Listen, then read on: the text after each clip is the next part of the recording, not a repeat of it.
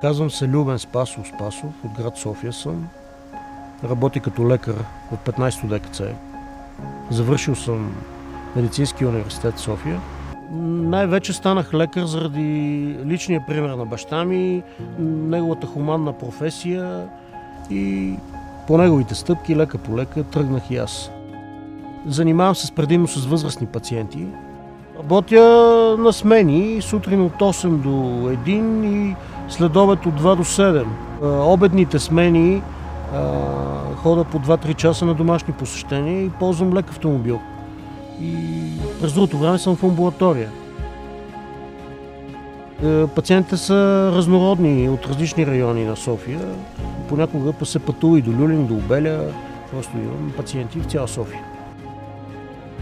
От моя скромен опит като лекар, все пак 26 години практикувам, смятам, че най-здравословно е хората повече да се движат, да не се обездвижват. И ако могат да си правят разходки, примерно както е София, близко до Витоша, по-често да излизат на разходки в планината и да се хранят здравословно. Мои колеги беха си купили Ford Focus 2005 година, реших и аз да проверя как стоят нещата.